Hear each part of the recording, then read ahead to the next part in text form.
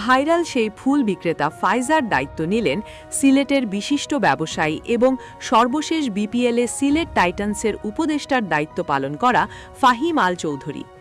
যে শিশুটি দুবেলা দুমুঠো ভাতের সংস্থানের জন্য রাজপথে ফুল বিক্রি করত, আজ তার জীবনের গল্পে সূচিত হল এক নতুন অধ্যায়। মানবিকতার এই অনন্য উদাহরণটি সমাজের দায়িত্বশীলতার এক উজ্জ্বল দৃষ্টান্ত স্থাপন করেছে। গত ৩ এপ্রিল শুক্রবার রাত ১০টার দিকে সিলেটের চৌহাট্টা পয়েন্টে এক বিশেষ সংবাদ সম্মেলনের আয়োজন করা হয়।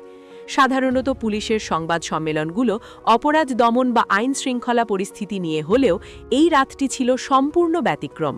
সিলেট মেট্রোপলিটন পুলিশের কমিশনার আব্দুল কুদ্দুস চৌধুরী সেখানে উপস্থিত হয়ে জানান ৮ বছর বয়সী এক নিষ্পাপ কন্যা শিশু ফাইজা আক্তার মাইশার কথা। যে বয়সে হাতে বই খাতা থাকার কথা, সেই বয়সে জীবনযুদ্ধের কঠোর বাস্তবতায় তার হাতে স্থান পেয়েছিল রজনীগন্ধা আর গোলাপের তোড়া। মাইশার জীবনের প্রেক্ষাপট অত্যন্ত করুণ এবং হৃদয়স্পর্শী। মাত্র ৪ বছর বয়সে সে তার গর্ভধারিণী মাকে হারায়। মা হারানোর সেই ক্ষত শুকাতে না শুকাতেই বাবা তাকে ফেলে রেখে অন্যত্র সংসার বাঁধেন।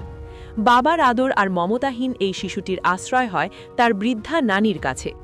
অভাবের তাড়নায় নানির সাথে থাকার পাশাপাশি নিজের জীবিকার তাগিদে সে সিলেটের রাস্তায় রাস্তায় ফুল বিক্রি শুরু করে। সামাজিক যোগাযোগ মাধ্যমে এই ফুটফুটে শিশুটির ফুল বিক্রির একটি চিত্র ব্যাপকভাবে ছড়িয়ে পড়লে তা সাধারণ মানুষের হৃদয়ে দাগ কাটে। নেটিজেনরা শিশুটির চোখের মায়াবী চাহনি আর তার করুণ পরিস্থিতির কথা ভেবে ব্যথিত হন।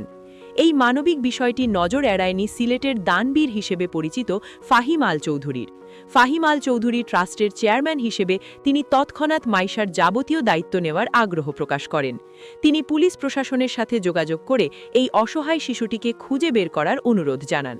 পুলিশের তৎপরতায় চৌহাট্টা এলাকাতেই খুঁজে পাওয়া যায় ছোট্ট মাইশাকে।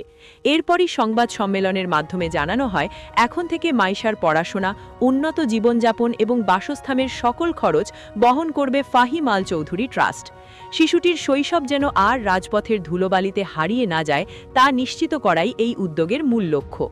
পুলিশ কমিশনার আব্দুল কুদ্দুস চৌধুরী সংবাদ সম্মেলনে জানান, সাম্প্রতিক সময়ে সিলেটে অপরাধমূলক কর্মকাণ্ড এবং নিরাপত্তাহীনতা নিয়ে নাগরিক মনে কিছুটা উদ্বেগ থাকলেও পুলিশের মানবিক কার্যক্রম থেমে নেই। আইন শৃঙ্খলা পরিস্থিতির উন্নতির পাশাপাশি সাধারণ মানুষের সুখে দুঃখে পাশে দাঁড়ানো পুলিশের অন্যতম দায়িত্ব। মাইশার মতো অবহেলিত শিশুদের সুরক্ষায় সমাজের বিত্তবান এবং মহানুভব ব্যক্তিদের এগিয়ে আসার আহ্বান জানান তিনি। তবে এই রাতের মূল আকর্ষণ ছিল মাইশার সেই চিরচেনা অমলিন হাসি। যে শিশুটি কাল পর্যন্ত জানত না আগামীকালের আহার জুটবে কিনা, আজ তার চোখে ছিল অন্যরকম